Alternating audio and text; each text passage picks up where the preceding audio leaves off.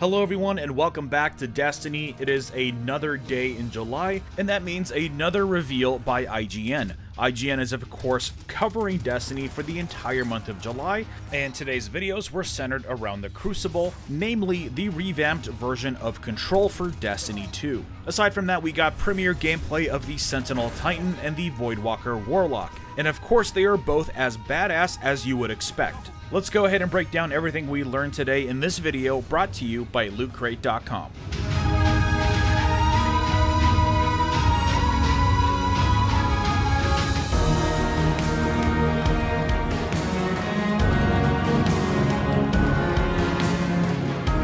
First up, let's talk about the Sentinel Titan. Today we got some pretty sweet gameplay of this subclass in action, and it looks amazing. We also saw the Sentinel Shield Super for the first time, and it looks like it controls something like Hammer of Soul meets Arcblade. Very cool. We saw one shield toss, which didn't look like it really hit anything, and then we saw a lot of shield bashing and a lot of the sort of shoulder charge with the shield. So for the most part, it looks like you have like 3 different attacks, and then you're going to be able to hold up the shield, which we didn't really see in action. We also didn't see the Ward of Dawn override, but there is going to be a specific day where IGN is going to reveal the Sentinel in more detail, so we'll probably learn more about it then. Besides that, and also for the first time, we see the Voidwalker Warlock in action in a dedicated video as well. And this was the subclass I really wanted to see in action because we haven't seen anything of it except for a couple quick clips during the reveal event. Right off the bat, the big change to Voidwalker is, of course, Nova Bomb. It seems to travel much slower and seeks out other targets. Sadly, the footage we saw included the Voidwalker killing people sort of around a corner, so we didn't really get a good look at how exactly the Nova Bomb interacts with the other Guardians. But it did seem like pieces were breaking away from it to track other targets. The next big change we saw with the Voidwalker was the way Scatter Grenade works. It now looks like 4 or 5 little ghostly wisps sort of bouncing around, a little bit slower and a little less chaotic. The big surprise here was seeing Blink return for Voidwalker. With them removing Blink from the Arc Hunter, we all sort of assumed that it would be removed from the game entirely, but here we can see it is safe and sound still with the Voidwalker Warlock.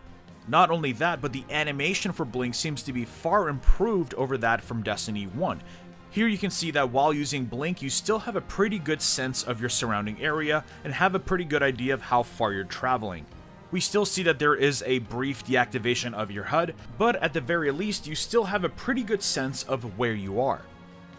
Next, we got some really interesting information from Crucible lead designer Lars Bakken about how Control is being implemented into Destiny 2. They showed off the new Crucible map Endless Vale, which takes place on Nessus. And this is going to be one of the maps that we're going to be able to play during the beta and was specifically designed for Control, just like Midtown was designed for Countdown. One of the big questions that a lot of us had was how exactly Control is going to work with 4v4. I'm one of those people who actually does not mind the Crucible going 4v4. I was all about drinking that Kool-Aid, but I was very curious about how Control can work in 4v4 when you have something that has 3 different control points with 4 players in your team. It seems like there's a lot that you have to worry about. Well, it seems like they've done a lot to Control to mitigate the fact that you have less players on the team. Let's take a look at some of the changes. First up, when you first start a match, points A and C are already going to be captured.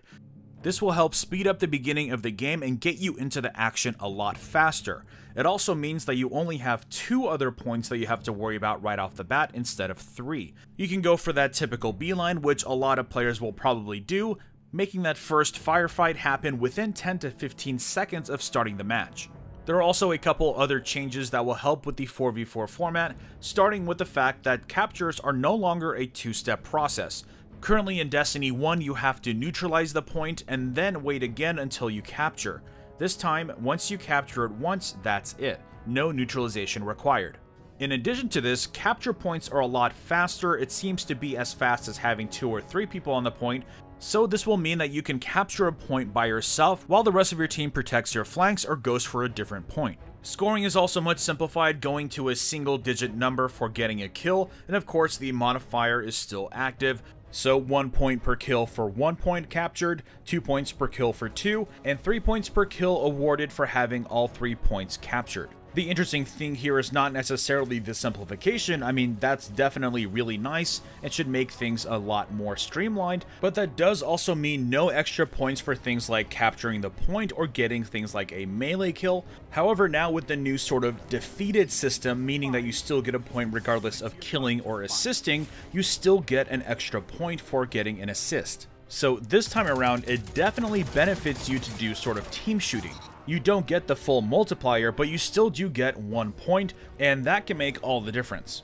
So not only does this help with these smaller team formats, but it also encourages working together and team shooting. A few other smaller details include that the runtime for control has been reduced to 8 minutes, the Mercy rule will still be active in Destiny 2, at least for control, and the banners for the control points are now transparent, so it will no longer obscure your view. Now, there were other smaller tidbits throughout the video that were really interesting to learn about, so I'll leave a link down below to the 4 videos that were posted today by IGN. Otherwise, let me know what you think of the new control for Destiny 2, and what do you think of the new Sentinel and Voidwalker now that you've seen them in action. Leave your thoughts in the comments below. Before I go, I want to give a quick mention about my new sponsor, LootCrate.com. I told you I like Loot Crate for the shirts, but if you're a fan of things like Funko Pop vinyls, they do on occasion feature exclusive figures which you won't know about until it's too late. So don't miss out on some awesome loot, and be sure to subscribe to LootCrate.com. You can use my offer code BRIDGE10 to get 10% off. Visit www.trylootcrate.com/futurefoe so they know I sent you. Otherwise, drop a like if you enjoyed this video and subscribe for more Destiny content. And I will see you all next time.